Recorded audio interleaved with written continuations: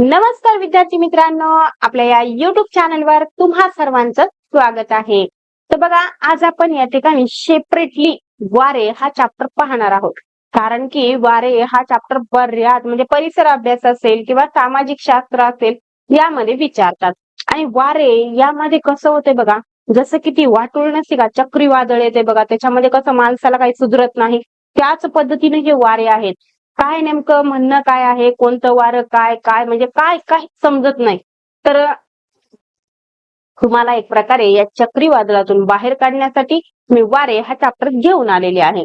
चला तर मग सुरुवात करूया. वेळ वाया न घालवता.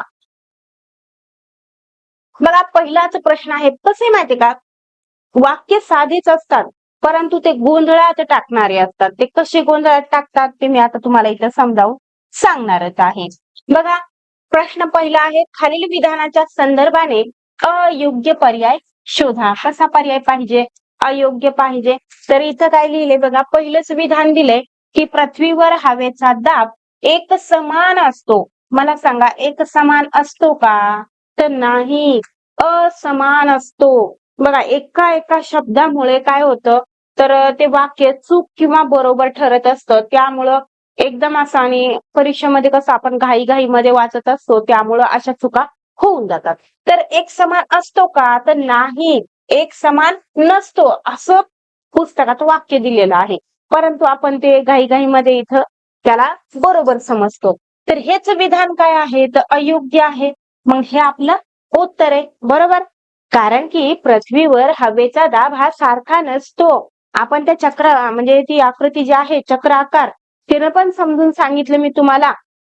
विश्ववृत्तावर कमी असतो, पुन्हा नंतर जास्त, पुन्हा कमी, पुन्हा जास्त, अशा पद्धतीने हवेचा दाब हा सारखा नसतो, एक समान नसतो. तर इथं काय लिहिलंय? समान असतो, म्हणून ते विधान चुकीचं आहे. दुसरं विधान लिहिलंय की जास्त दाबाच्या पट्ट्याकडून कमी दाबाच्या पट्ट्याकडे हवेची हालचाल क्षितिज समांतर दिशेने होते. हे विधान मात्र 101% बरोबर आहे.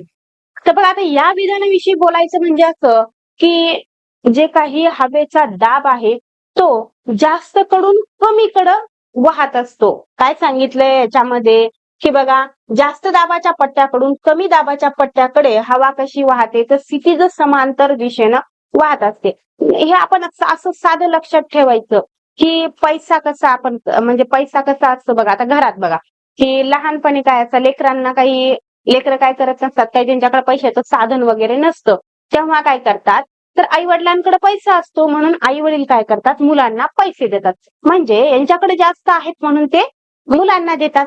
परंतु मुलं मोठी झाल्याच्या नंतर, कमवायला लागल्याच्या नंतर मुलांकडे पैसा येतो आणि आई वडिलांकडे पैसा नसतो, तेव्हा मुलं आई वडिलाला पैसा देतात.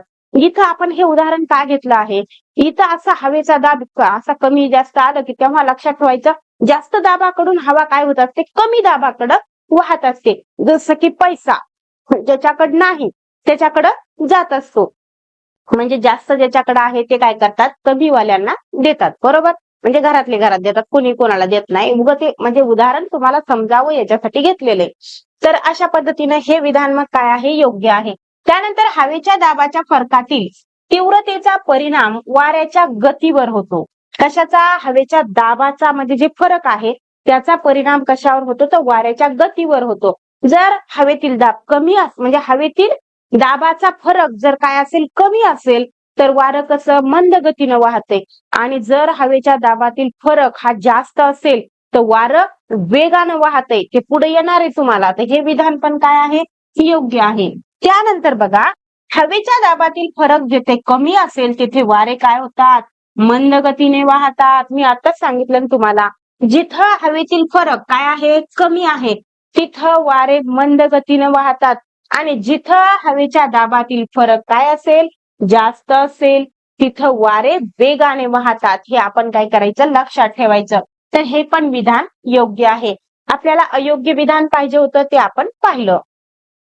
आता हीच सगळी माहिती आहे जी की मी तुम्हाला आता बोलत बोलत सांगितलेली आहे. तरी पण एकदा बघा, विधान कसं आहे बघा, इथं दिसते तुम्हाला, पृथ्वीवर हवेचा वेग एक समान, इथं काय लिहिलंय, नसतो. इकडं मगाशी विधान काय होतं, एक समान असतो. त्यामुळं ते विधान चुकीचं होतं.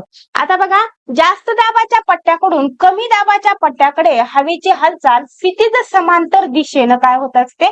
होत असते. इथं बघा, जास्त दाबाच्या पट्ट्याकडून कमी दाबाच्या पट्ट्याकडे, जसं की मी तुम्हाला पैशाचं उदाहरण दिलं की नाही, त्या पद्धतीनं. आणि या हालचालीमुळे वाऱ्याची काय होते? तर निर्मिती होते बघा. वाऱ्याची निर्मिती काय होते? या हवेच्या दाबाच्या पट्ट्यामुळे होत असते. त्यानंतर आणखीन एक वाक्य असं होतं बघा, की हवेच्या दाबाच्या फरकातील तीव्रतेचा परिणाम वाऱ्याच्या गतीवर होतो आणि हवेच्या दाबातील फरक जिथे काय असेल? कमी असेल, तिथे वारे कसे असते? तर मंद गतीनं वाहतात. आणि जिथं काय होतो? हवेच्या दाबातील फरक हा काय असतो? अधिक असतो. तिथे वारे कसे वाहतात? तर वेगाने वाहतात. आलं लक्षात? आता ह्या सगळ्या गोष्टी आपण ठेवायच्या लक्षात. आणि त्यानंतर बघा, वाऱ्याचा वेग देखील भिन्न भिन्न स्वरूपामध्ये आढळतो. तर कसा आढळतो आणि त्याला मग मोजतात कसं? म्हणजे एकक आहे त्याला पण मोजण्याचं. तर बघा, इथं वाऱ्याचा वेग किलोमीटर प्रति तास किंवा नॉट्स या परिमाणामध्ये काय करतात? मोजतात. लक्षात ठेवायचं. कशामध्ये मोजतात? एक तर नॉट्स मध्ये, शक्यतो नॉट्स मध्ये देतात, नाही तर बघ किलोमीटर प्रति तास याच्यामध्ये मोजतात. पुढे जाऊया मग. बघा, इथं आपल्याला विधान दिले तर अविधान आहे, जागतिक पातळीतील हवेच्या दाबातील फरक जेथे अधिक असेल तेथे वारे वेगाने वाहतात. आपण मगाशीच पाहिलं बघा, जिथं काय आहे? दाबातील फरक काय आहे? अधिक आहे, तिथलचे वारे वेगाने वाहतात. त्यानंतर दुसरं ब विधान आहे, म्हणजे हे विधान तर योग्य आहे. त्यानंतर वाऱ्याचा वेग किलोमीटर प्रति तास, किलोमीटर प्रति तास किंवा नॉट्स या परिमाणात मोजतात. तर हे पण विधान योग्य आहे. आपण ते विधान पाठीमागं पाहिलेले पण आहेत. म्हणून इथं आपलं उत्तर येईल अ ब दोन्ही योग्य, पर्याय क्रमांक 3. त्यानंतर बघा, खालील विधानाच्या संदर्भाने योग्य पर्याय निवडा. पर्याय कसा पाहिजे? योग्य पाहिजे. तर आपल्याला विधान दिलेत बघा. पृथ्वीच्या परिवलनाचा परिणाम वाऱ्याच्या वाहण्याच्या दिशेवर होत नाही. इथं काय म्हटलंय? नाही. त्यामुळे हे विधान आहे चुकीचं. वाऱ्याच्या म्हणजे पृथ्वीच्या परिवलनाचा म्हणजे पृथ्वी जे काही स्वतःभोवती फिरते की नाही, तिचा परिणाम वाऱ्याच्या वेगावर होतो. हे आपल्याला पाहायचं आहे. जसं की उत्तरेकडील वाऱ्यावर काय परिणाम होतो आणि दक्षिणेकडील वाऱ्यावर काय परिणाम होतो, हे आपण पाहणार पण आहोत. तर अशा पद्धतीनं म्हणजे एकंदरीतच परिवलनाचा परिणाम होतो. आणि हे पण प्रश्न विचारलेला आहे, पृथ्वी स्वतःभोवती फिरताना कोणत्या दिशेकडून कोणत्या दिशेकडे फिरते? बऱ्याच जणांना वाटते हे तर काय सोपंच आहे. परीक्षेत आल्याच्या नंतर बऱ्याच जणांना माहित नाही. बरं जाऊ द्या, मी तुम्हाला सांगते. पृथ्वी ही काय करते? तर पश्चिमेकडून पूर्वेकडे फिरते. कशी फिरते? पश्चिमेकडून पूर्वेकडे फिरते. लक्षात ठेवायचं. आणि तिचा परिवलनाचा परिणाम कशावर होतो? तर वाऱ्याच्या वेगावर होत असतो. ते कसा होतो? मग वारे कोणीकडे फिरतात, कोणीकडे नाही, ते पुढे पाहूया आपण. तर हे विधान तर चुकीचं आहे. त्याच्यानंतर ब विधान दिले, उत्तर गोलार्धात वारे मूळ दिशेपासून उजवीकडे वळतात, तर दक्षिण गोलार्धात ते मूळ दिशेच्या डावीकडे वळतात. तर बघा, इथं दिले परिवलनाचा म्हणजे पृथ्वी स्वतःभोवती फिरते, त्याचा परिणाम वाऱ्यावर होतो. आणि कसा होतो? तर उत्तर गोलार्धात वारे मूळ दिशेपासून उजवीकडे वळतात. कुठं? तर उत्तर गोलार्धामध्ये. आणि दक्षिण गोलार्धाचा जर विचार केला तर मूळ दिशेपासून डावीकडे वळतात. इथंच दिलं बघा. आणि हे विधान काय आहे? तर योग्य आहे. म्हणजेच उत्तर दिशेकडे मूळ जी त्यांची दिशा आहे तिथून कोणीकडे वळतात? तर उजवीकडे वळतात. आणि दक्षिणेकडचे जे वारे आहेत ते मूळ दिशेपासून डावीकडे वळतात. तर एकंदरीत दोन्ही विधान योग्य आहेत. तर अ ब दोन्ही योग्य, पर्याय क्रमांक 3.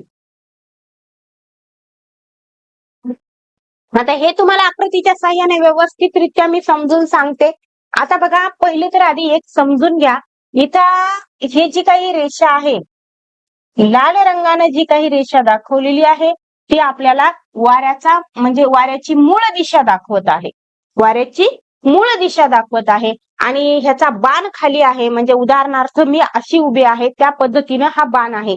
तर आता असा विचार केला तर इकडची बाजू आहे डावी आणि इकडची बाजू आहे उजवी. म्हणजे ही बाजू आहे बघा डावी आणि इकडची बाजू काय आहे उजवी. बरोबर आहे. तर म्हणलंय काय की हे बघा इथं म्हटलेलं आहे मूळ दिशेच्या उजवीकडे उत्तर गोलार्धातील वारे मूळ दिशेच्या कोणीकडे वळाले. हे बघा इथं दाखवलंय परिवलनाच्या वाऱ्यात म्हणजे परिवलनामुळे वाऱ्याची बदललेली दिशा ही कोणत्या बाणानं दाखवली तर आकाशी बाणानं दाखवलेली आहे. तर मला सांगा हे बघा हे उत्तर दिशा आहे. तुम्हाला तर माहिती हे काय आहे उत्तर आहे आणि ही काय आहे दक्षिण दिशा म्हणजे दक्षिण भाग आहे. ही इक्वेटर लाईन पासून वरचं काय आहे तर उत्तर आणि खालचं काय आहे दक्षिण. आता हे आपण पाहिलेलं आहे परत परत सांगण्याची गरज नाहीये. आता ह्या बाणाचा म्हणजे हे तर तुमच्या लक्षात आलंच की हे झाला बाण इकडे वळला म्हणजे उत्तरेकडे म्हणजे उत्तर गोलार्धामध्ये काय होतं तर वारे मूळ दिशेच्या उजवीकडे वळाले. बरोबर. आता नंतर खालच्या म्हणजेच कुठल्या तर दक्षिण दिशेचा विचार करा तर दक्षिण दिशेचा हा बाण आहे बघा. बरोबर. तर हा आहे मूळ बाण. बरोबर. तर या मूळ बाणाची इकडची बाजू जी आहे ती आहे बघा उजवी. बरोबर. आणि इकडची बाजू आहे डावी. तर बघा पृथ्वीच्या परिवलनामुळं काय झाला तर हा बाण इकडं डावीकडे गेलेला दिसतोय की नाही. तर वाऱ्याचा वेग कोणीकडे वळलेला आहे तर डावीकडे वळलेला आहे. तेच इथं सांगितलेलं आहे की दक्षिण गोलार्धात ते मूळ दिशेच्या डावीकडे वळतात. तर ते आपल्याला इथं आकृतीच्या साह्यानं सांगितलं. मी तुम्हालाही समजून सांगितलं. निश्चितच तुमच्या सगळ्याच्या सगळ्या गोष्टी आता लक्षात आल्या असतील. म्हणजे आणि इथं पण हे पण सांगितलं बघा की पृथ्वीच्या परिवलनामुळे वाऱ्याच्या मूळ दिशेत बदल होतो. काय होतो मूळ दिशेमध्ये बदल होतो. आपण इकडे चुकीचं लिहिलंय का हा दोन्ही दोन्ही बरोबर असं लिहिलंय बघा. बरं झालं माझ्या लक्षात आलं तर. कारण की तेच विधान होतं ना पृथ्वीच्या परिवलनाचा परिणाम वाऱ्याच्या वाहण्याच्या दिशेवर होत नाही म्हटलंय. म्हणजेच या ठिकाणी आपल्याला योग्य विधान पाहिजे. तर फक्त ब हे काय आहे योग्य आहे. बरं झालं बघा लक्षात आलं तर. आपण दोन्ही विधानं बरोबर म्हणून पुढे गेलो होतो. तर या ठिकाणी बघा अशा चुका होतात जेणेकरून मी एवढं तुम्हाला समजून सांगायले आणि उत्तरच चुकीचं द्यायला लागले. हे बरोबर आहे का अजिबात बरोबर नाही. आता मीच केलंय मीच बरोबर नाही म्हणायले. इथं बघा विधान अ काय आहे विधान अ की वारे पृथ्वीवर वर्षभर जास्त दाबाच्या पट्ट्याकडून कमी दाबाच्या पट्ट्याकडे नियमितपणे वाहतात त्यांना काय म्हणतात तर ग्रहीय वारे असे म्हणतात. हे विधान अगदी बरोबर आहे. ग्रहीय वाऱ्याची ही व्याख्या आहे. आणि असं पण जे काही वारे असतात ते जास्त दाबाकडून कमी दाबाकडेच वाहत असतात. हे आपण कायम लक्षात ठेवायचं. तर हे विधान आहे योग्य. त्यानंतर इकडे दुसरं विधान बघा ग्रहीय वारे पृथ्वीचे अविस्तीर्ण क्षेत्र व्यापतात. हे मात्र चुकीचं आहे.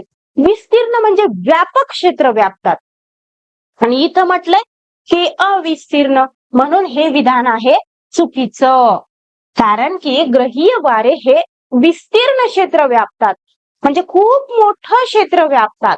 त्यामुळं आपल्याला इथं काय म्हणायचं आहे की पहिलं विधान काय तर योग्य आणि दुसरं विधान अयोग्य. म्हणजे पर्याय क्रमांक 1. पुढे जाऊया. आता बघा जे सांगितलं तेच इथं आहे की पृथ्वीवर जास्त दाबाच्या पट्ट्याकडून कमी दाबाच्या पट्ट्याकडं वर्षभर नियमितपणे वारे वाहतात आणि त्यांना काय म्हणतात तर ग्रहीय वारे म्हणतात. हे वारे पृथ्वीचे विस्तीर्ण क्षेत्र व्यापतात त्यामुळं त्यांना ग्रहीय वारे म्हणतात. आणि ग्रहीय वारे कोणते कोणते आहेत तर तिथं आहेत बघा ते पूर्वीय वारे पश्चिमी वारे आणि ध्रुवीय वारे यांचा म्हणजे ग्रहीय वाऱ्यामध्ये या 3 वाऱ्यांचा समावेश होतो. हे आपण लक्षात ठेवायचं. त्यानंतर उत्तर गोलार्धात वारे ईशान्येकडून नैऋत्येकडे तर दक्षिण गोलार्धात आग्नेयेकडून वायव्येकडे वाहतात. हे दोन्ही वारे विषुववृत्ताजवळील हवेच्या शीतपट्ट्याजवळ येऊन मिळतात. या वाऱ्यांना काय म्हणतात तर या वाऱ्यांना पूर्वीय वारे असे म्हणतात. तर मी तुम्हाला त्या डायग्रामच्या सहाय्याने व्यवस्थितरित्या समजून सांगणार आहे. परंतु इथं आता सध्या काय आहे आपलं उत्तर, तर पूर्वीय वारे. थोडस लिहिण्यात चुकले वाटेल बघा, हे शब्द आपण पाहूया पुढं.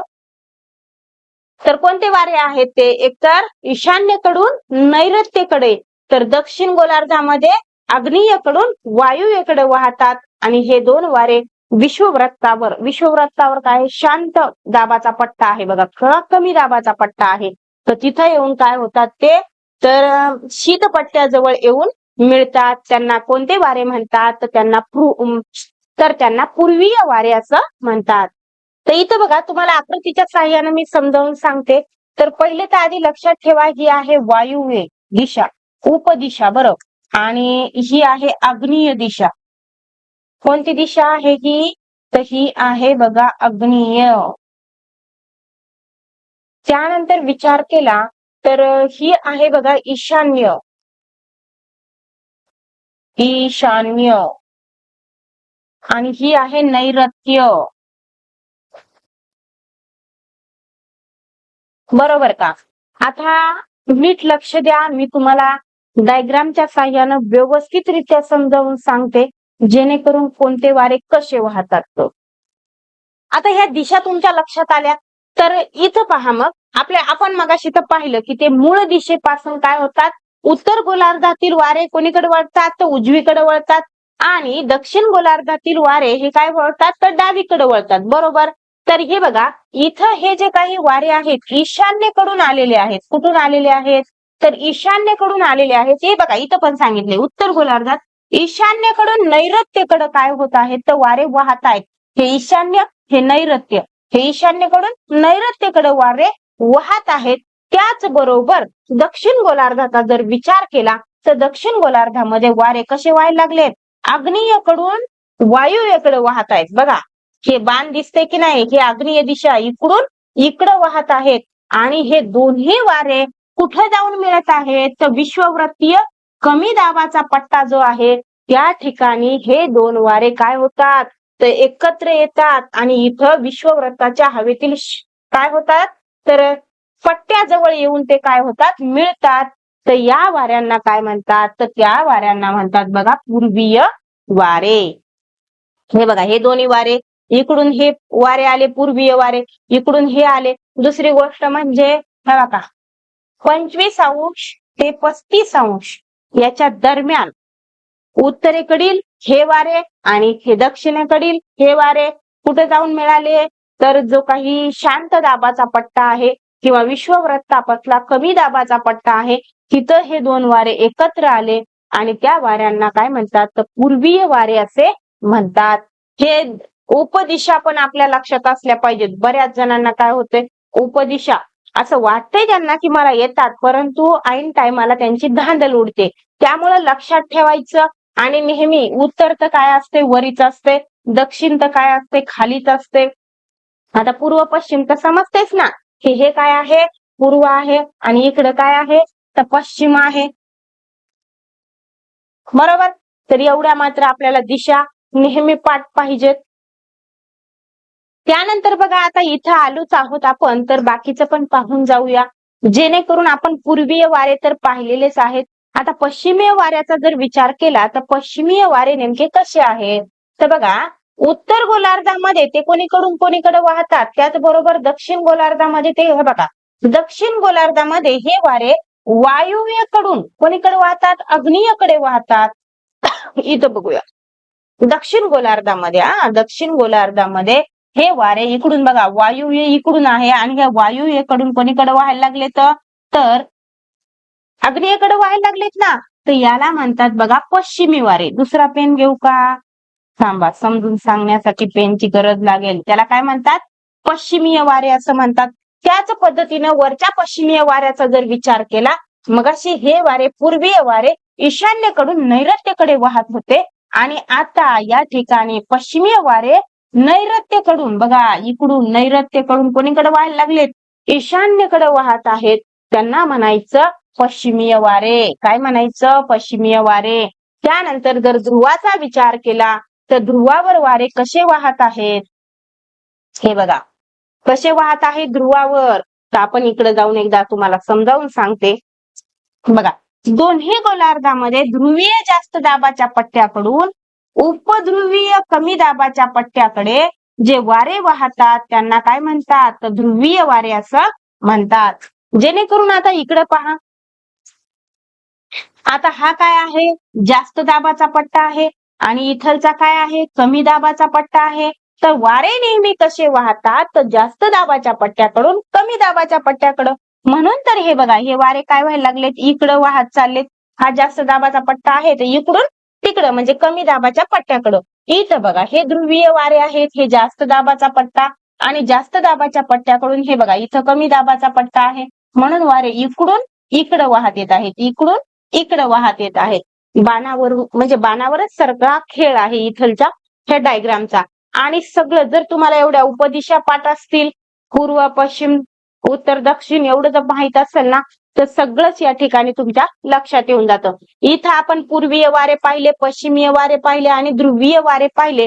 तर हे सगळेच्या सगळे काय आहेत, तर ग्रहीय वारे आहेत. ग्रहीय वाऱ्याचे हे प्रकार आहेत.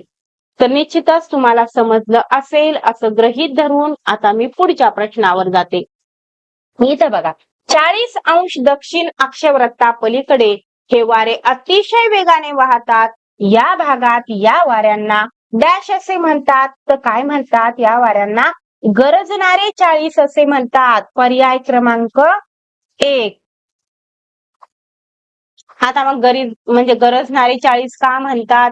आता बघा, आपली जी काही पृथ्वी आहे, तुम्हाला तर माहितीये, हे बघा ही आहे आपली पृथ्वी, बरोबर आहे.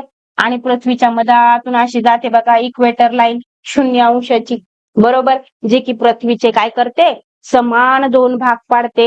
ही अक्षवृत्त रेषा आहे असं समजा. सगळ्यात मोठा अक्षवृत्त आहे की नाही विषुववृत्त म्हणजे, तर तेच. आता कसं झालंय माहितीये का, हे तुम्हाला सगळ्यांना माहित झालंय, मी शिकवलंय ना तुम्हाला, नाही तर म्हणूच नका बरं. आता आता आपली परीक्षा तोंडावर आलेली आहे. तर ही आहे सगळ्यात मोठं अक्षवृत्त आणि हे काय करतं, तर पृथ्वीचे 2 भाग पाडतं. एक म्हणजे उत्तर आणि दुसरं म्हणजे दक्षिण. आणि जे काही आपले जे काही भूखंड आहे, भूखंड म्हणजे जमीन, ही पुस्तकी भाषा आहे ना भूखंड, त्यामुळे थोडस तुम्हाला अवघड वाटते. बरं जाऊ द्या, जमीन आहे तर जमिनीचा जास्तीत जास्त भाग, आता समजा हे कोणता तरी देश आहे, हे कोणता तरी देश आहे. आता मला हे देश वगैरे सगळे काढायला येणार आहेत का बरं, अजिबात नाही. परंतु तरी सुद्धा मी काय करत आहे, हे खंड वगैरे काढत आहे. इथं असा, हे बघा, हे आपला भारत आहे बरं. जर कोणी विचारलं, म्हणजे परीक्षेत प्रश्न येऊन गेलेला आहे, भारत नेमका म्हणजे भारताचं स्थान काय आहे, तर भारताचं स्थान जर सांगायचं असेल तुम्हाला, तर ते काय आहे, उत्तरेकडे आहे, बरोबर आहे. कोणत्या दिशेला आहे पृथ्वीच्या, तर उत्तरेकडे आहे भारत देश. त्याचबरोबर पूर्व भागात आहे बघा, उत्तर पूर्व भागात आहे असं म्हणायचं. कारण की इथून जर आपण विचार केला की नाही, बरोबर आहे का, इथून जर आपण विचार केला, असा तुकडा जर पाडला, हे इकडचा पूर्व आणि इकडचा पश्चिम, तरी सुद्धा भारत देश काय होते, पूर्व भागात येतो. त्याच्यामुळं उत्तर पूर्व मध्ये आहे बघा भारत देश. आता हे लक्षात ठेवायचं आपण, प्रश्न कसे बी येतात. आणि मग आता हे झालंच का, मध्ये आपण तिसरीकडेच गेलोत बघा. आणि थोडेफार खंड काय आहेत, तर खाली पण आहेत, बरोबर आहे. तर मला काय म्हणायचंय, की उत्तर दिशेला भूमी किंवा जमीन जास्त आहे. उत्तरेकडच्या भागामध्ये म्हणजे उत्तर गोलार्धामध्ये जमीन जास्त आहे आणि दक्षिण गोलार्धामध्ये जमीन कमी आहे. त्यामुळं उत्तर गोलार्धामध्ये जे काही पर्वतीय वगैरे भाग असतील, त्यामुळं हवा काय होते, तर उत्तरेकडची हवा आडली जाते, बरोबर आहे का. कारण की जमिनीचा भाग जास्त आहे ना, आणि दक्षिणेकडच्या भागामध्ये जमीन कमी आहे, त्यामुळं तिकडं वारं आडलं जात नाही, वारं वेगानं वाहते. त्यामुळं या ठिकाणी जे काही वारं वाहते, या वाऱ्याचं विभाजन या 3 प्रकारात केले बघा. एक म्हणजे 40°, 50° आणि 60°. म्हणजे अक्षांशावर वाहणाऱ्या वाऱ्याचं हे 40 अक्षांशावर वाहणारं वारं आहे, हे दुसरं 50 अक्षांशावर वाहणारं वारं आहे आणि हे 60 अक्षांशावर वाहणारं वारं आहे. तर यांच्याविषयी आता इथं आपण जाणून घेऊया. निश्चितच तुम्हाला मला जे म्हणायचे ते समजलं असणार आहे, की म्हणजे दक्षिण गोलार्धामध्ये वारं एवढं वेगानं का वाहते. तर आता इथं बघूयात कोणत्या वाऱ्याला काय म्हणतात. तर बघा, 40° दक्षिण अक्षांशा पलीकडे हे वारे अतिशय वेगाने वाहतात. आणि या भागात या वाऱ्यांना काय म्हणतात, तर गरजणारे 40 असे म्हणतात. आपण मगाशी पाहिलं ना बरं, गरजणारे 40 कशाला म्हणतात, तर ह्याच वाऱ्यांना काय म्हणतात, गरजणारे 40 असं म्हणतात. हे वारे कुठं वाहतात, दक्षिण गोलार्धात वाहतात. त्यानंतर बघा 50° दक्षिण अक्षांशाच्या भागात हे वारे वादळाच्या वेगाने वाहतात. कशाच्या, वादळाच्या वेगाने वाहतात. या भागात त्यांना काय म्हणतात, तर खवळलेले 50 असे म्हणतात. काय म्हणतात, खवळलेले 50 असे म्हणतात. हे माहित आहे का तुम्हाला, मधला डबा आहे बरं, त्याच्याकडे म्हणजे हे डबा म्हणजे लई भयानक डबा असते, याच्याकडे जरा नीट लक्ष ठेवायचं. त्यानंतर बघा 60° दक्षिण अक्षांशाभोवती वारे वादळाच्या वेगाबरोबर प्रचंड आवाजाने वाहतात. त्यांना किंचाळलेले 60 असे म्हणतात. बघा काय वाऱ्यांचे कसे नावं दिलेली आहेत. किंचाळलेले 60 असं म्हणतात. फक्त हे काय करत नाही, तर फक्त वादळच नाही, तर त्या ठिकाणी काय करतात, ते प्रचंड आवाजही करतात. आपल्या इकडे पण कधी वारं कावदान सुटल्यावर विजा वगैरे, विजांचा गडगडाट वगैरे होतो की नाही, त्या प्रकारे प्रचंड आवाज करतात. म्हणून त्यांना किंचाळलेले 60 असं म्हणतात. निश्चित तुमच्या लक्षात आलंच असेल. हे पहा विद्यार्थी मित्रांनो, माझ्या परीनं होईल तेवढं म्हणजे मी 100% देण्याचा प्रयत्न करत असते. जेणेकरून मला कसं वाटतंय, आपण शिकवलं ते विद्यार्थ्याला आलंच पाहिजे, असं एक मला म्हणजे असं माझ्या मनात कुठेतरी असते की बाबा नाही, की हे त्या म्हणजे आपण जे सांगितले ते विद्यार्थ्याला जमलंच पाहिजे. असं फक्त इथं ऑनलाईनच नाही, माझं ऑफलाईन पण असंच चालतंय. तर माझ्यासोबत जे सहकारी वगैरे असतात ना, तर त्यांना मला असं स्पष्ट स्पष्ट सांगतात की मॅडम, सगळेच विद्यार्थी काय, सगळ्या विद्यार्थ्याचा का पहिला नंबर येत असते का? पण मला तसं नाही वाटत. मला वाटतं एखादा विद्यार्थी म्हणला ना, की मला नाही समजलं, मी एक गणित विद्यार्थ्यांना 10 वेळेस समजून सांगते बघा. मग ते मला वाटतं की बाबा आता नाही तर मग नाही तर पुन्हा त्याला समजावं, हाच उद्देश असतो माझा. आणि हे इथं पण मी एवढं तुम्हाला म्हणजे असा जीव ओतून तुम्हाला सांगत असते का, तर मला वाटते तुम्हाला ते समजावं. चला बघूयात पुढचा प्रश्न आहे. काही वारे कमी कालावधीत व विशिष्ट प्रदेशात निर्माण होतात आणि तुलनेनं मर्यादित क्षेत्रात वाहतात. हे वारे डॅश असतात. तर कोणते वारे असतात ते? आता मर्यादित क्षेत्रात वाहतात त्या वाऱ्यांना काय म्हणतात, तर स्थानीय वारे असं म्हणतात. बघा मी इथं सुद्धा तुम्हाला जरी प्रश्न उत्तर स्वरूपात घेत असेल ना, तरी सुद्धा तुम्हाला प्रत्येक पॉइंट क्लिअर व्हावा या उद्देशानं मी या ठिकाणी तुम्हाला शिकवत आहे. आता पुढच्या वर्षी तर बॅच वगैरे घेऊयात, तेव्हा तर पूर्ण असं म्हणजे शिकवते तुम्हाला जसं वर्गात शिकवतात तसंच. परंतु असं यदा कदाचित तुम्ही त्या म्हणजे पुढच्या तयारीला तुम्ही राहू नये. तुम्ही तुमची याच वर्षी काय व्हावी, या टीईटीच्या बंधनातून काय व्हावेत, तुम्ही मुक्त व्हावेत, सगळेच्या सगळे पास व्हावेत. तर मी फक्त सांगत आहे की म्हणजे पुढच्या वेळेस मी कसं करणार आहे. आता कसं आहे, वेळ खूप झालेला आहे, त्यामुळे आता मला काहीही करता येत नाही. त्यामुळे मी प्रश्नांचा सहारा घेऊन या ठिकाणी समजावून सांगत आहे. तर काही हरकत नाही. आता मी तुम्हाला वाऱ्यांच्या जे काही प्रकार सांगितले आहेत, कोणते वारे झाले, आता आपले ग्रहीय वारे संपलेले आहेत आणि स्थानीय वाऱ्याकडे आपण वळलेलो आहोत. तर पहिल्यांदा तिथं सांगितले की काही वारे कमी कालावधीत व विशिष्ट प्रदेशात निर्माण होतात आणि तुलनेनं मर्यादित क्षेत्रात वाहतात. त्या वाऱ्यांना काय म्हणतात, तर स्थानीय वारे असं म्हणतात. स्थानीय वाऱ्यामध्ये कोणकोणते प्रकार आहेत, काय आहे, ते आपण सगळं इथं काय करूया, जाणून घेऊया. आता बघा आपल्याला इथं स्थानीय वारे अभ्यासायचे आहेत. काही वारे कमी कालावधीत विशिष्ट प्रदेशात निर्माण होतात आणि तुलनेनं मर्यादित क्षेत्रात वाहतात. कुठं मर्यादित क्षेत्रात वाहतात, त्यांना काय म्हणतात, तर स्थानीय वारे असं म्हणतात. हे वारे ज्या प्रदेशात वाहतात तेथील हवामानावर त्याचा परिणाम झालेला दिसून येतो. आता निश्चितच आहे ना, की कुठं ना कुठं आता ते हवेचा दाब वगैरे त्याच्यामुळं काय परिणाम झालेला दिसून येतो आपल्याला. त्यानंतर बघा झालेला दिसून येतो. हे वारे निरनिराळ्या प्रदेशात वेगवेगळ्या नावाने ओळखले जातात. ह्या वाऱ्याच्या नावानं तर की नाही आपली कडच लावून टाकली, बरोबर आहे की नाही. आता हे प्रत्येक प्रदेशामध्ये वेगळ्या वेगळ्या आणि सगळ्यात जास्त हे स्थानीय वारेच लय घोळ घालतात बघा.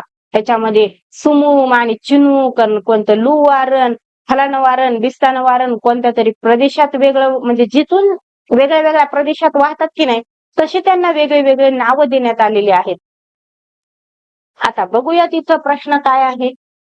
आता बघा प्रश्न दिलाय की खाली काही पर्वतीय वाऱ्याची वैशिष्ट्ये दिली आहेत. पर्वतीय वारे, आता हे बघा त्या स्थानीय वाऱ्यामध्ये एक तर दरीय वारे आहेत. दरीय माहितीये, दरी असते बघा अशी. उदाहरणार्थ ही काय आहे, दरी आहे. हे काय आहे, पर्वत आहे. आणि ही आहे दरी. बरोबर. तर मी तुम्हाला पहिल्यापासून एक सांगत आहे की जिथं तापमान जास्त आहे, तिथं हवेचा दाब कसा असतो, कमी असतो. आणि जिथं तापमान काय आहे, कमी आहे, तिथं हवेचा दाब जास्त असतो. म्हणजे थंड ठिकाणी हवेचा दाब जास्त असतो. बरं, मी ते तुम्हाला मतलई वारे आणि खारे वारे तिथं जरा व्यवस्थित समजून सांगते. इथं फक्त लक्षात ठेवा की दरीय जे काही स्थानीय वारे आहेत त्याच्यामध्ये दरीय वारे हे पण आहेत. म्हणजे कसं होतं बघा, इथं पर्वताची हवा कशी होते, पर्वतावर हवा काय होते, म्हणजे पर्वताचा किंवा जमिनीचा भाग लवकर तापतय आणि लवकर थंड होते. आणि जेव्हा इथं हवा काय होते, थंड होते, तेव्हा इथं हवेचा दाब कसा होतो, जास्त होतो. आणि जास्त झाला की मग इकडून काय होते, हवा अशी दरीय वाऱ्याकडं पास होत असते बघा. म्हणजे दरीकडं पास होते खड्ड्यामध्ये. जास्त दाबाकडून कमी दाबाकडे वाहते हवा. आलं लक्षात? तर बघा, तुम्हाला समजलं असावं. आता हे प्रश्न अगोदर बघा. खाली काही पर्वतीय वाऱ्याची वैशिष्ट्ये दिली आहेत, त्यापैकी आपल्याला अयोग्य वैशिष्ट्य कोणतं आहे ते ओळखायचंय. इथं बघा, पर्वतीय वारे सूर्यास्तानंतर वाहतात, बरोबर आहे. त्यानंतर पर्वतावर हवेचा दाब कमी असतो, हे मात्र चुकीचं आहे. पर्वतावर हवेचा दाब हा काय असतो, जास्त असतो. आपण इथं पण पाहिलं बघा, हवेचा दाब पर्वतावर कसा असतो, जास्त असतो. आणि दरीच्या भागामध्ये कमी असतो. तर या ठिकाणी हे विधान चुकीचं आहे. आपल्याला पाहिजे अयोग्य विधान, म्हणजे पर्याय क्रमांक 2. रात्री पर्वत शिखर लवकर थंड होते. रात्रीच्या वेळी पर्वत शिखर काय होतं, लवकर थंड होतं. त्याचबरोबर पर्वताकडून दरीकडे थंड वारे वाहतात. हे पण विधान बरोबर, हे पण विधान बरोबर. चुकीचं विधान आपण शोधलेलं आहे. आता बघा, इथं पर्वतीय वाऱ्याची वैशिष्ट्ये दिलेली आहेत. सर्वच्या सर्व वैशिष्ट्ये महत्वाची आहेत. वैशिष्ट्यांवर नेहमी प्रश्न विचारला जातो.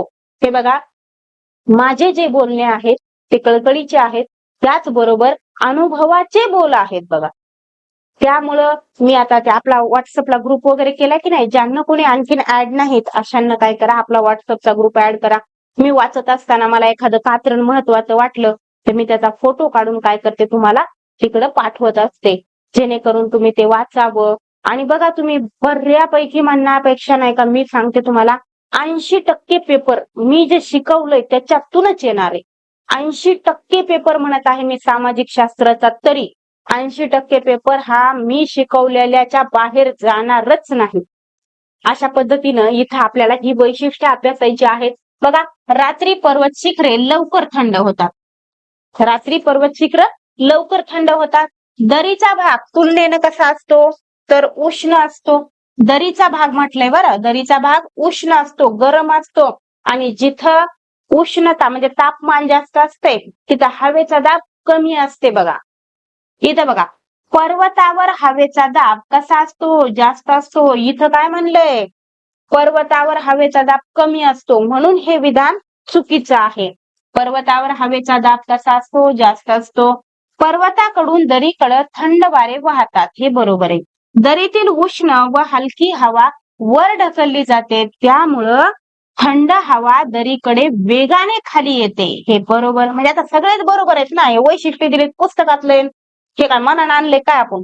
पर्वतीय वारे सूर्यास्तानंतर वाहतात, बरोबर. हे सगळ्याच्या सगळे वैशिष्ट्य आहेत, जेणेकरून आपल्याला लक्षात ठेवायचे.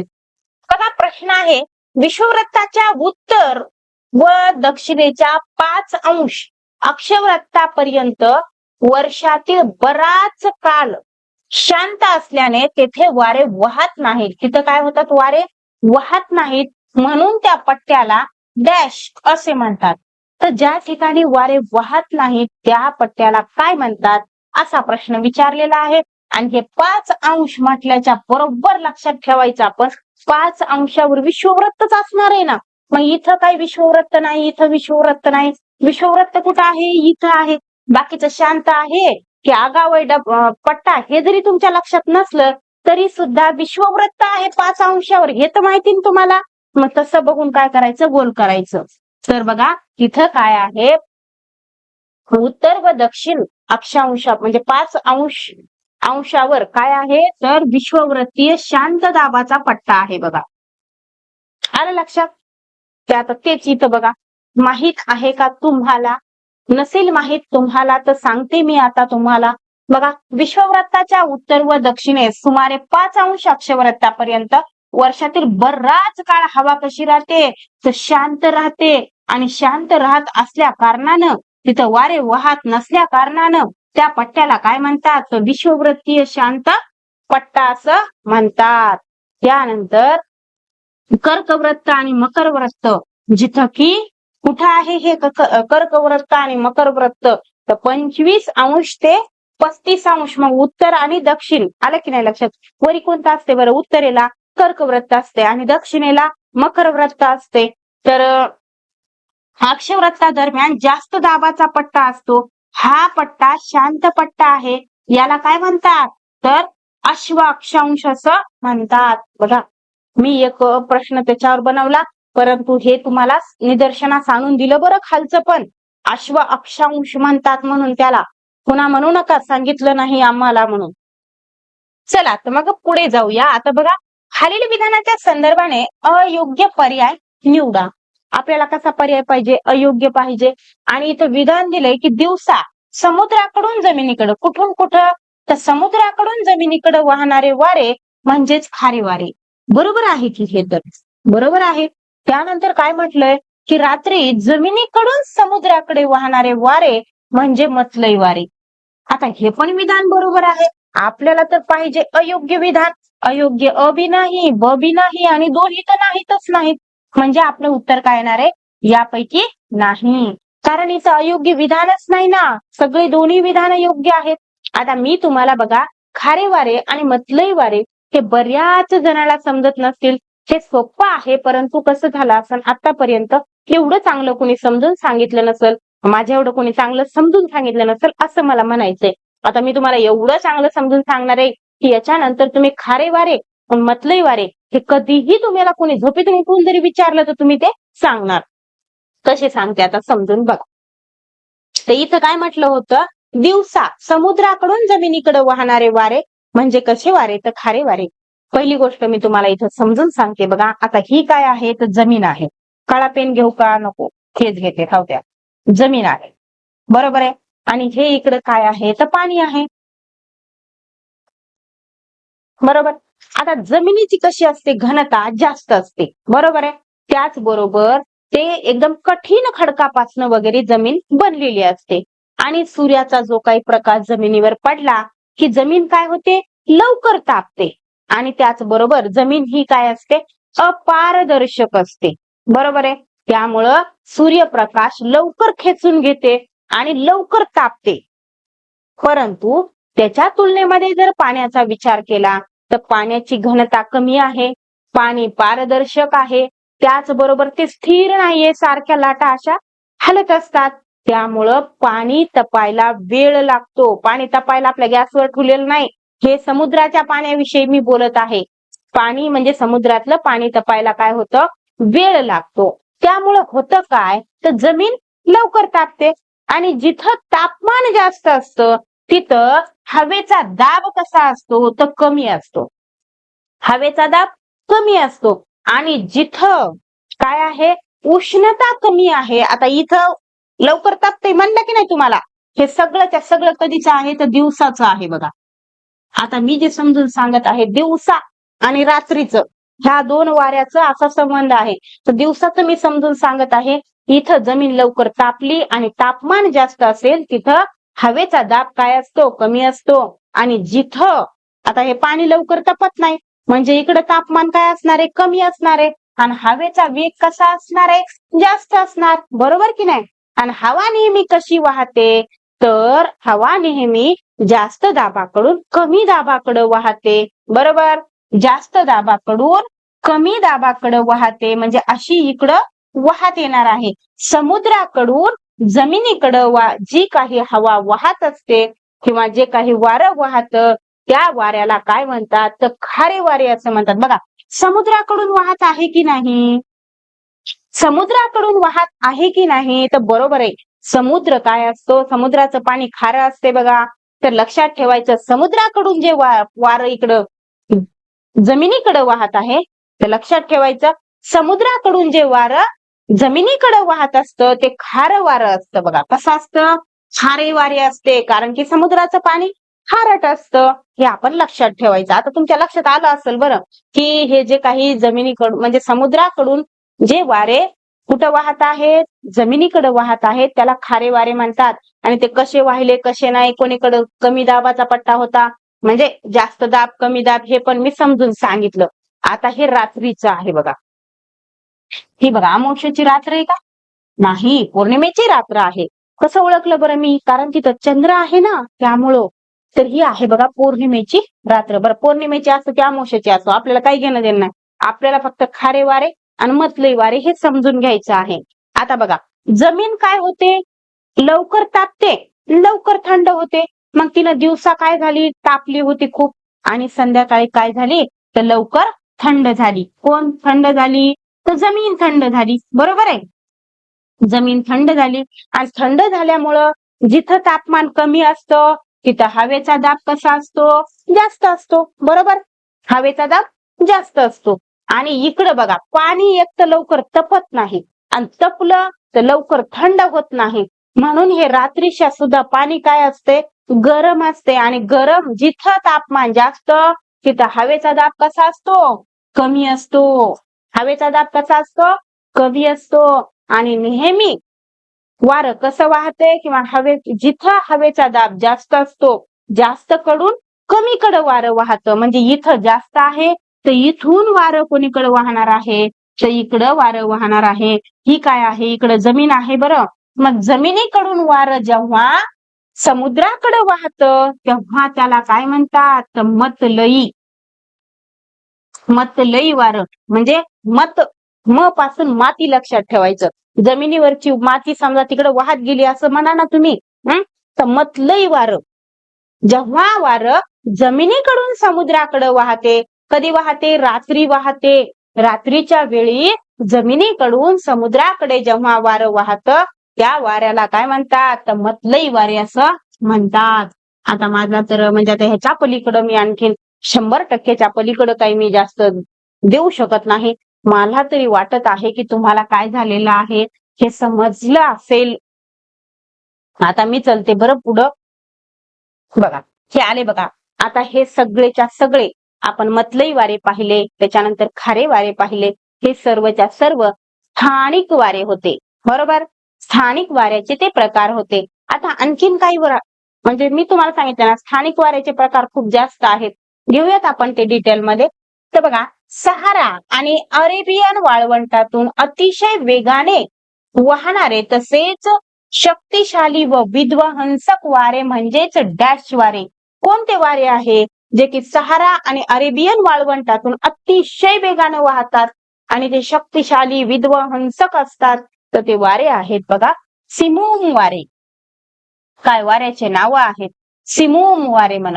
हे लू, बोरा, फॉन हे सगळेच्या सगळे वाऱ्याचे नाव आहेत बघा. आणि हे सगळ्याला सगळे स्थानीय वारे आहेत. तर ह्याचं उत्तर हे आहे. आता बघूयात आपण मग ह्यांचे प्रकार वगैरे. तर बघा, इथं वाऱ्याचे नाव दिलेले आहेत, वाऱ्याचं स्वरूप दिलं आहे. उष्ण आहे, की मग दमट आहे, की मग कोरडं आहे. वाऱ्याचे इथं पुन्हा ते कुठं वाहतात, त्यांचं प्रभाव क्षेत्र कुठं आहे, कोणत्या प्रदेशामध्ये हे वारे वाहतात, असं तुम्हाला म्हणजे डिटेल मध्ये मी इथं घेऊन आलेली आहे. आता बघा, इथं पहिल्यांदा आपण लू वारे पाहूया. आता हे इथं समजून सांगण्यासारखं असं काही विशेष नाहीये. हे तुम्ही वाचून पण घेऊ शकतात, परंतु तुम्ही वाचणार नाहीत मला माहितीये, म्हणून मी इथं आणले. ते लू वारे जे आहे ना ते उष्ण आणि कोरडे आहेत बघा. आणि ते नेमकं कुठे वाहतात? तर उत्तर भारतीय मैदानी प्रदेशात उन्हाळ्यात बहुधा दुपारी वाहतात म्हणे हे वारे. आणि थरच्या वाळवंटी प्रदेशातून वाहत येतात, किंवा प्रदेशाकडून येतात म्हणे ते वारे. त्याच्यानंतर आहे बघा सिमोम. आताच प्रश्न आला होता. हे काय आहेत? उष्ण आहेत, कोरडे आहेत आणि विनाशकारी आहेत. बघितलं ना आपण. आणि ते सहारा आणि अरेबियन वाळवंटातून अतिशय वेगाने वाहतात. हे वारे शक्तिशाली असल्याने विध्वंसक असतात. झालं. त्याच्यानंतर आहे बघा चिनूक. कोणते वारे? चिनूक. आणि या वाऱ्यात विषयी बोलायचं म्हणजे हे उबदार आहेत, त्याचबरोबर कोरडे आहेत. हे वारे उत्तर अमेरिकेतील रॉकी पर्वताच्या पूर्व उतारावरून खाली वाहतात. परिणामी तेथील बर्फ वितळते आणि त्यामुळे दऱ्यामधील तापमानात काय होते? वाढ होते. पुन्हा बघायचं तर मिस्ट्रल. कोणतं वारं? मिस्ट्रल वारं. तर बघा ते थंड असते आणि कोरडं असते. कसं असतं? थंड आणि कोरडं असतं बघा. त्यानंतर बघा स्पेन, फ्रान्स आणि भूमध्य सागराच्या किनाऱ्यालगतच्या प्रदेशात हे वारे वाहतात. कोणते वारे? हे मिस्ट्रल वारे. तर हे वारे अल्पस पर्वतावरून येतात. या थंड वाऱ्यामुळे किनाऱ्यालगतच्या तापमानात काय होते? घट होते. आता हे सगळंच महत्वाचं आहे. कोणतंही सोडायला जमाना. सगळ्याला सगळं धरावं लागते. आता हे बोरा. कोणतं आहे? बोरा वारं आहे. हे थंड आहे आणि कोरडं पण आहे. बरोबर. तर हे अल्पस पर्वताच्या उतारावरून इटली देशाच्या किनारी भागाकडे हे वारे वाहतात. त्यानंतर आहे पंपेरो. थंड आहे आणि कोरडं आहे. दक्षिण अमेरिकेतील पंपास गवताळ प्रदेशात हे वारं वाहतय. बघा हे थोडं प मुळे थोडं लक्षात येईन बरं. त्यानंतर आहे फॉन. तर हे उष्ण आहे आणि कोरडं आहे. हे वारं अल्पस पर्वताच्या उत्तर भागात वाहतात. म्हणजे हे वाऱ्याचे नाव आहेत, त्यांची स्थिती कशी आहे ती दिली आणि कोणत्या प्रदेशात ही वारे वाहतात ते पण दिलेलं आहे आणि मी ते तुम्हाला सांगितलेलं पण आहे. लगेच इथं विधान आलेत बघा. फॉन हे वारे अल्पस पर्वताच्या उत्तर भागात वाहतात. आत्ताच आपण काय केलं? वाचलं ना. इकडं बघा. जाय ना इकडं. हे बघा. अल्पस पर्वताच्या उत्तर भागात वाहतात. कोणते वारे? तर फॉन वारे. बघा इथं दिलंय चिनूक वारे उत्तर अमेरिकेतील रॉकी पर्वताच्या पूर्व उतारावरून खाली वाहतात. इथं अमेरिका डबल झालं बरं. तर हे पण विधान काय आहे? योग्य आहे. वरचं विधान तर दाखवून आणलं मी तुम्हाला. दोन्ही विधान योग्य. विधान दोन्ही योग्य आहेत. त्यानंतर बघा खालील विधानांचा अभ्यास करून योग्य विधान शोधा. योग्य नाही, अयोग्य विधान शोधा. असंच बोलत बोलत चुका होतात बघा.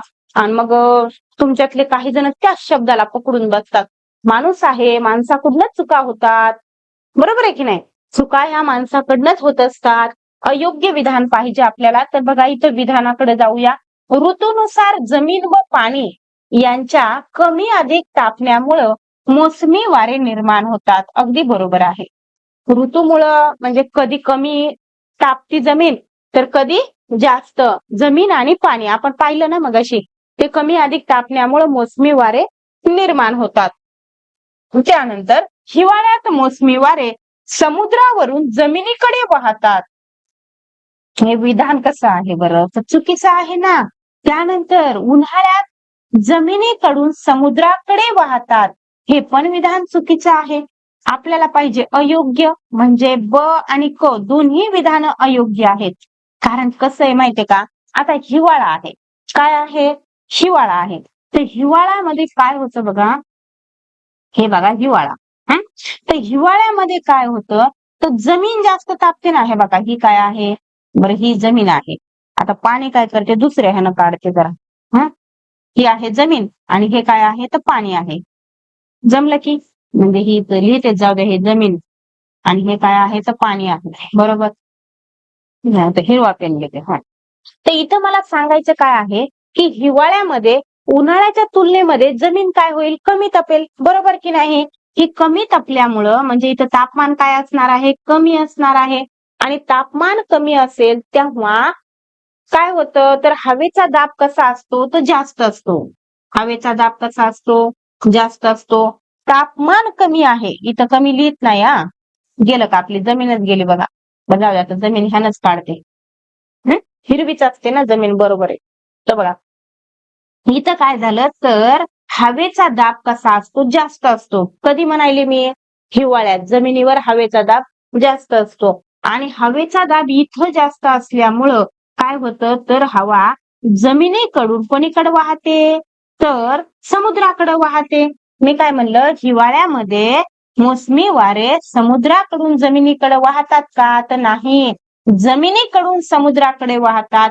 म्हणून हे विधान चुकीचं आहे. बरं, मी जे समजून सांगितलं ते तुम्हाला निश्चितच समजलं असेल.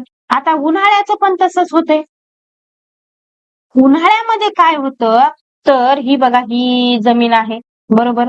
आता पाण्याला दुसरा कलर घेणंच लागणार आहे. आणि हे पाणी आहे बरोबर. पाणी, ही काय आहे, जमीन. आता उन्हाळ्यामध्ये तर काय होणार आहे, जमीन जास्त तापणारच आहे ना बरोबर. इथं काय होणार आहे, तापमान.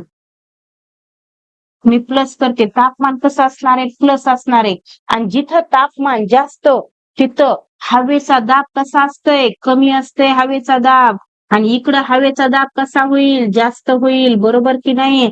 आणि मग हवा कशी वाहते, तर जास्त कडून कमीकडे. हे बघा इथं असं दिसायले, जास्त कडून कमीकडे वाहते. म्हणजे उन्हाळ्यामध्ये हवा कशी समुद्राकडून जमिनीकडे वाहते, उन्हाळ्यात हवा कशी वाहते, समुद्राकडून जमिनीकडे वाहते, समुद्राकडून जमिनीकडे वाहते बरोबर का. इथं तुम्हाला काढून पण दाखवलं. आता हे म्हणजे माझ्या परीनं होतंय त्या पद्धतीने मी तुम्हाला समजून सांगितलं. तर हे दोन्ही विधान कसे चूक आहेत ते माझ्या एवढ्या सुंदर चित्राने मी तुम्हाला समजावून सांगितलं. आता आपण जाऊया पुढे. आपण मगाशी पाहिले ना, मोसमी वारे ईशान्येकडून नैऋत्येकडे वाहतात, वायुव्येकडून आग्नेयेकडे. तसे वाऱ्याविषयी आपण इथं बोलत आहोत. तर बघा, जमीन आणि पाणी यांच्या म्हणजे ऋतुमानानुसार कमी अधिक तापण्यामुळं काय होतं, तर एकंदरीतच मोसमी वारे निर्माण होतात. कधी जमीन जास्त तापती, तर कधी पाणी जास्त तापते. आपण मगाशी पाहिलं ना, चित्राच्या साह्यानं समजून घेतलं नाही का, त्याच्याबद्दल बोलते मी. तर बघा, उन्हाळ्यामध्ये मोसमी वारे, उन्हाळ्यामध्ये काय होतं, तर मोसमी वारे समुद्राकडून जमिनीकडे वाहतात. उन्हाळ्यामध्ये कसे वाहतात वारे, उन्हाळ्यामध्ये समुद्राकडून जमिनीकडे वाहतात. इथं लिहिलंय बघा, समुद्राकडून जमिनीकडे वाहतात बरोबर आहे की नाही मी सांगितलेलं. आणि हिवाळ्यामध्ये जमिनीकडून समुद्राकडे वाहतात बरोबर. दोन्ही विधान तिथं चुकीचे होते, इथं आता बरोबर सांगितलं. बघा, आग्नेय आशिया, पूर्व आफ्रिका, उत्तर ऑस्ट्रेलिया या प्रदेशावर मोसमी वाऱ्यांचा विशेष परिणाम आढळतो. या प्रदेशात जिथं जिथं सांगितलं की नाही, तिथं मोसमी वाऱ्याचा काय होतो, परिणाम आढळतो. त्यानंतर विचार केला तर भारतीय उपखंडात उन्हाळा, हिवाळा ऋतूनंतर मोसमी वाऱ्याचा प्रभाव होतो. त्यामुळे वाऱ्याच्या प्रभावामुळे भारतीय उपखंडामध्ये काय होतं, उन्हाळा, हिवाळा, याशिवाय पावसाळा व मान्सून परतीचा काळ असे आपल्या इकडं एकंदरीत किती ऋतू पाहायला मिळतात, तर 4 ऋतू पाहायला मिळतात. मग ते आता पुढं पुढं आपण जसं जसं भूगोल शिकत जाऊ की नाही, इथं म्हणजे काय केलं नाहीये, इथं काय केलं नाही बघा, स्पष्ट असं 4 असं इथं संख्या दिलेली नाही. परंतु पुढं पुढं काय केलेलं आहे, सांगितलंय की भारतामध्ये किती ऋतू मानतात, तर 4 प्रकारचे ऋतू मानतात. आपण इथं लक्षात ठेवायचं. आता उन्हाळा, हिवाळा, पावसाळा आणि मान्सून परतीचा ऋतू एक वेगळा ऋतू झाला. तर अशा पद्धतीनं एकंदरीत बघा, मग हे असं नैऋत्य वारे. भारत कुठं आहे बघा, ह्या पाहिजे इथं भारताचा देश, हे बघा बरोबर. तर काय होतं, इकडून काय होतात, नैऋत्य मान्सून वारे असे येतात. हे मग इकडं काय असणार आहे, ईशान्य असणार आहे बरोबर भारताचा. हे बघा इथे हिमालय पर्वत, हे ईशान्य वारे तिकडून इकडं आलेत आणि हे इकडून तिकडं चाललेत. आता हे नैऋत्य वारे जे चाललेत इकडून, ते समुद्राकडून जमिनीकडे चाललेले आहेत. आणि हे इकडून बघा, हे जमिनीकडून इकडं समुद्राकडे आलेले आहेत वारे. आता बघा, भारतीय उपखंडात उन्हाळा, हिवाळा याशिवाय पावसाळा व डॅश असे 4 ऋतू मानले जातात. तर कोणते, मान्सून परतीचा काळ एक आहे ना, 4था ऋतू. आता बघा, विधान दिलंय, नैऋत्य दिशेकडून भारतीय उपखंडाकडे जून ते सप्टेंबर या काळामध्ये वाहणाऱ्या वाऱ्याला काय म्हणतात, तर नैऋत्य मोसमी वारे असं म्हणतात. हे बघा, ज्या दिशेकडून वारं वाहत आलेलं आहे त्याच दिशेचं त्याला नाव दिलेलं असतं. म्हणून अशी विधानं ओळखणं सोपे असतात. बघा, नैऋत्य दिशेकडून वाहत आलंय ना, मग धरायचं आणि त्याला काय म्हणायचं? नैऋत्य मोसमी वारे म्हणायचं. बरोबर आहे. आलं पुन्हा दुसरं की ईशान्येकडून वाहत आलं वारं म्हटलं की त्याला धरायचं आणि ईशान्य मोसमी वारे असं म्हणायचं. बरोबर. आता इथं तर अजिबात असं आपलं चुकत होणार नाही. तर हे विधान आहे योग्य. त्यानंतर आता ब विधान दिलंय की नैऋत्य मोसमी वारे कोरडे असतात. हे मात्र चुकीचं आहे. नैऋत्य मोसमी वारे कधीमध्ये जून ते सप्टेंबर मध्ये वाहत आहेत. जून ते सप्टेंबर मध्ये वारे कसे नसणार आहेत? कोरडे नाहीत. तर मला इथं म्हणायचंय की नैऋत्य मोसमी वारे हे काय असतात? बाष्पयुक्त असतात. कसे असतात? बाष्पयुक्त असतात. कारण जून ते सप्टेंबर मध्ये बघा आपल्याला गरमी खूप होते आणि जेव्हा वातावरणामध्ये बाष्पाचं प्रमाण जास्त असतं की नाही तेव्हाच गरमी जास्त होते. त्यामुळं महिना बघा जून ते सप्टेंबर आहे. त्यामुळं या कालावधीमध्ये वारे कोरडे नसतात. तर वारे कसे असतात? बाष्पयुक्त असतात. त्याचबरोबर म्हणजे काय म्हणतात त्याला? नैऋत्य मोसमी वारे हे कोरडे नसतात तर बाष्पयुक्त असतात. म्हणजे पहिलं विधान आहे योग्य, दुसरं विधान आहे अयोग्य. पर्याय क्रमांक 1. आता मी जे सांगितलं की नाही तुम्हाला तेच सगळं इथं दिलेलं आहे. बरोबर आहे की नाही? फक्त मी तुम्हाला ईशान्य वाऱ्याविषयी काही बोलले नाही. ते ईशान्य वाऱ्याविषयी मी तुम्हाला इथं सांगून टाकते. पहिलं तर बघा, नैऋत्य दिशेकडून येतात त्या वाऱ्यांना काय म्हणतात? तर नैऋत्य मोसमी वारे असं म्हणतात. आणि हे वारे कसे असतात? तर बाष्पयुक्त असतात. आणि हे वारे कधीपासून कधीपर्यंत वाहतात? मगाशी पाहिलं आपण जून ते सप्टेंबर मध्ये वाहतात. त्याच्यानंतर बघा, सप्टेंबर पासून डिसेंबर पर्यंत विषुववृत्तालगत जे काही वारे वाहतात ते वारे म्हणजे ते काय कमी दाबाचे क्षेत्र निर्माण झाल्यामुळं भारतीय उपखंडाकडून विषुववृत्ताकडे वारे वाहू लागतात. त्यांना काय म्हणायचं? तर ईशान्य वारे असं म्हणायचं. आणि ईशान्य वारे हे सप्टेंबर महिन्यापासून ते डिसेंबर महिन्यापर्यंत वाहतात आणि हे वारे कसे असतात? कोरडे असतात. बघा, ईशान्य वारे कोरडे असतात, नैऋत्य वारे बाष्पयुक्त असतात. आता खालील विधाने म्हणजे खालीलपैकी अयोग्य विधान शोधा. आता इथं विधान दिले. तर पहिलं विधान दिलंय, एखाद्या ठिकाणी हवेचा दाब कमी असतो व सभोवतालच्या हवेचा दाब जास्त असतो तेव्हा आवर्त वाऱ्याची निर्मिती होते. अगदी बरोबर आहे. आता आपण आवर्त वारे पाहत आहोत. त्यानंतर आवर्त वाऱ्याचा कालावधी, वेग, दिशा आणि क्षेत्र निश्चित असतात असं इथं म्हटले. म्हणून हे विधान चुकीचं आहे. कारण की आवर्त वाऱ्याचा कालावधी, वेग, दिशा आणि क्षेत्र अनिश्चित असतात. कसे असतात? अनिश्चित असतात. त्याचं काय असं ठराविक एवढ्याच क्षेत्रामध्ये ह्या कालावधीमध्ये असं काही ठरलेलं नसतं. त्यामुळं हे विधान आवर्त वाऱ्याविषयीचं हे विधान चुकीचं आहे. त्यानंतर आपल्याला तर चुकीचंच विधान पाहिजे ना, म्हणजे पर्याय क्रमांक 2 आपलं उत्तर आहे.